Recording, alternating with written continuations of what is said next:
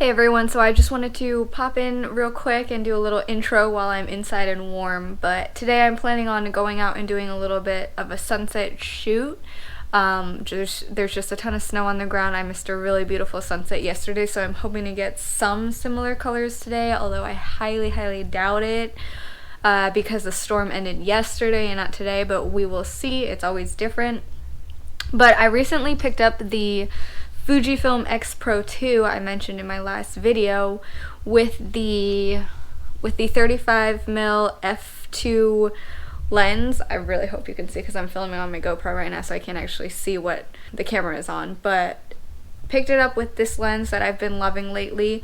But I also did decide to pick it up with a 10-24 wide angle lens. Now this is a super popular lens with landscape photographers, and so I am definitely very excited to get out with this lens. I've had a similar wide angle lens on my Olympus system in terms of focal length, but I don't know if it was as good image quality wise, which is what I'm really excited for with this camera. So I wanted to, like I said, just pop in and introduce this video, and I will see you guys outside.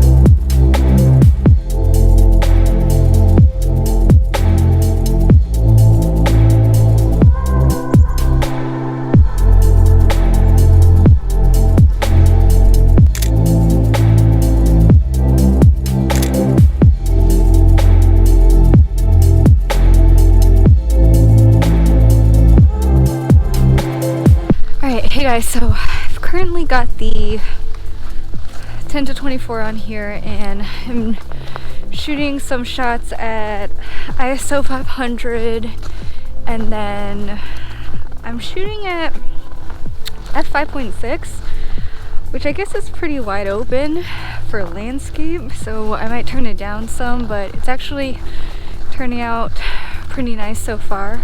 I've got my micro spikes on, or crampons, I don't know the proper terminology for them, and then I'm just gonna do this loop. Should be about a mile, and I should be pretty much done around sunset time. So right now it's the really beautiful golden hour. It's so beautiful, and I just can't wait to get to like a nice little opening in the trees here, so stay tuned.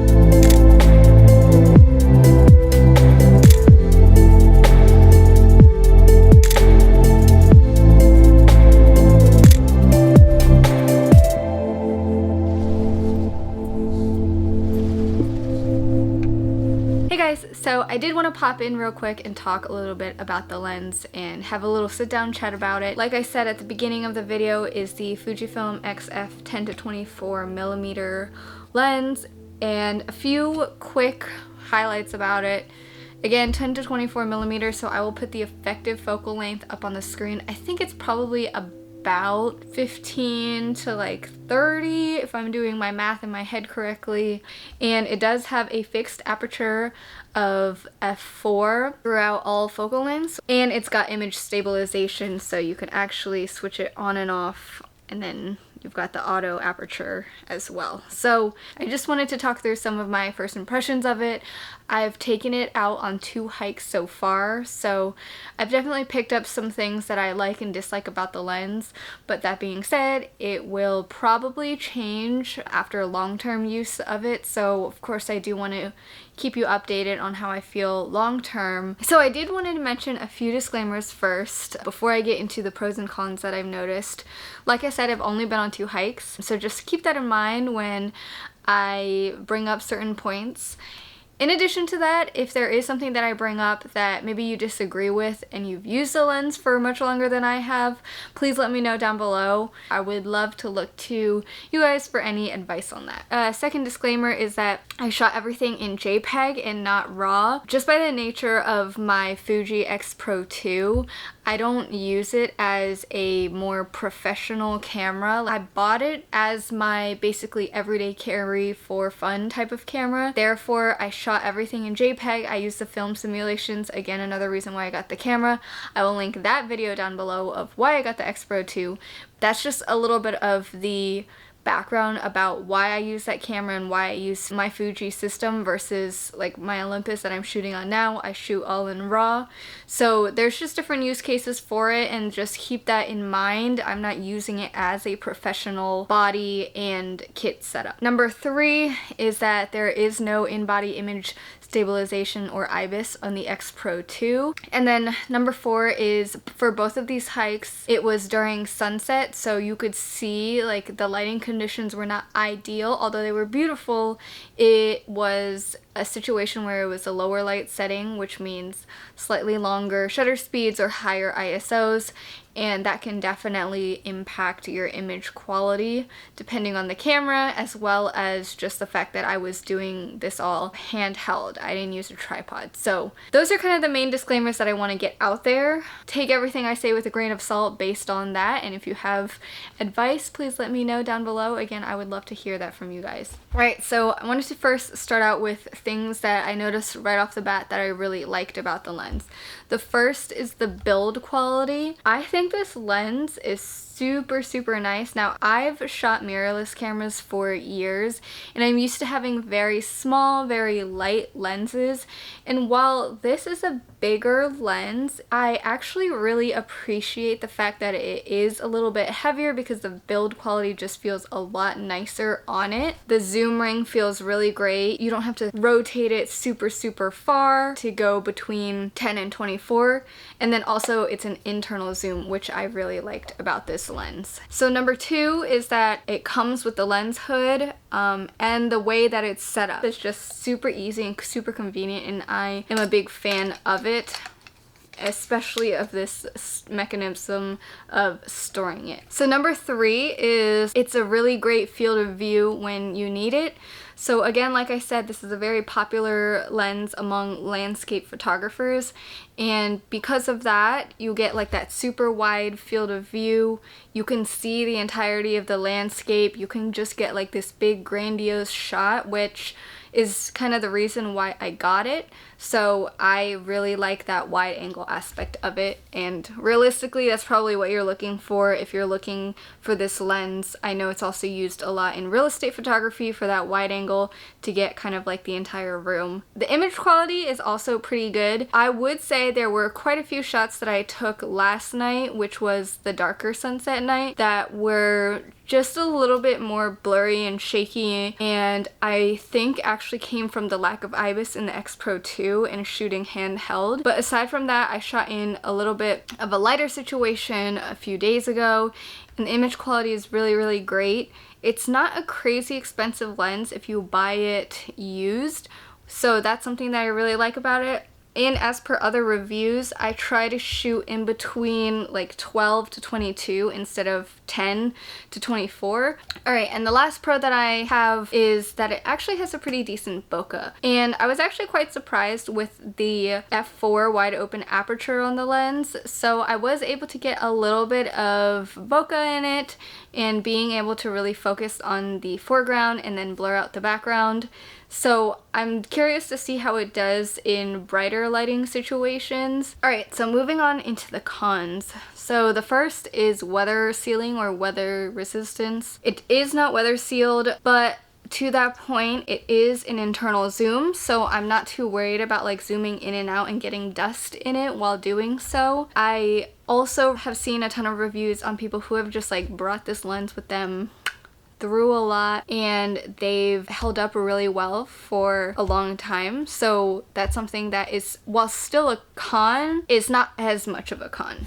So next con is something that can easily be disputed, and if you disagree with it, you can totally let me know as well, but I think that 10 to 24 is not a very creative focal length. I think it's just like a wide open, let me take a picture of the whole landscape type of focal length. And while that is the point of me getting the lens, that was definitely something that was like re-emphasized when I was out taking photos. I just found myself thinking like in a lot of situations I could have just taken a picture with my phone and gotten a very similar image. So I don't know if that's just me, but I thought I would just throw it out there if maybe you are deciding on different focal lengths versus watching this video purely for this lens. If you're kind of figuring out if I want a wide angle zoom, do I want a telephoto zoom, do I want X, Y, and Z prime, I would just keep in mind that I personally don't think 10 to 24 is that creative of a focal length.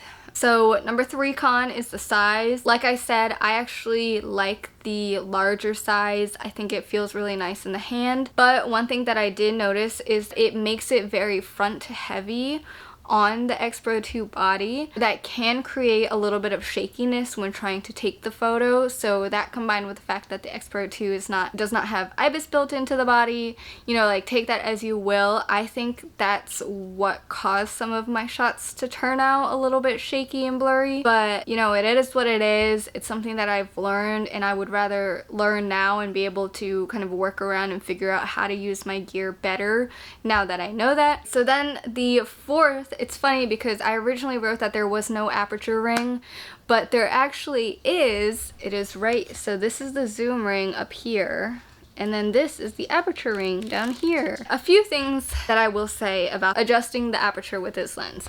One, I did not realize there was an aperture ring on here because it is unmarked. So basically I was sitting there filling on my camera, like trying to adjust it with dials and stuff, and I did not see this aperture ring at all until I sat down to start filming this video, realizing that I had written in my notes no aperture ring as a con. Another thing is that I completely forgot that there was the switch for the aperture of kind of like auto aperture, or I guess this is manually adjusting it yourself. In the video I was talking about like going back and adjusting the aperture myself and stuff, and I would adjust it on the dial. So I guess you can do it on the dial on the camera, and it would just switch back, and I was so confused until the very end where I remembered that this switch was on here, and I felt so ridiculous. So learn from me that it's there. I will end off with the fact that they are coming out with a new version of this lens, and it does fix a few of the cons. It's going to be weather sealed, and it will have the aperture ring markings. That being said, I really didn't think it was worth the money to wait for that lens and pay full price for it, again because I usually buy all of my equipment used. So that's something to keep note of if you do have the extra money to spend and want the weather sealing and the aperture markings. But if not, it is just something that I'm going to learn to deal with and learn to use, and I think you know, this is me making the first impressions video of a lens that I'm not familiar with on a system that I'm completely not familiar with. So I am learning as I go. If you guys have any tips on the 10-24 lens, let me know in the comments down below. I picked up a lot of tips from my X Pro 2 video, which I plan on making a 1-month review of that coming up soon. Like I said, this is first impressions, so don't come for me if you absolutely love this lens and disagree with all of the cons that I had to say about it. I'm still learning to use the lens, and I realized that some of the cons are around me not knowing the lens very well, and I hope to kind of grow comfortable with it in the future. I still love the lens. I have a very overall positive view of the lens. So if you enjoyed this video, please give it a thumbs up down below. Subscribe to my channel if you have not already. I do a lot of Fuji, Olympus, and film photography content on here, and I'm continuously sharing my photography journey. If that's something that interests you, be sure to follow along, and I will see you all in my next video.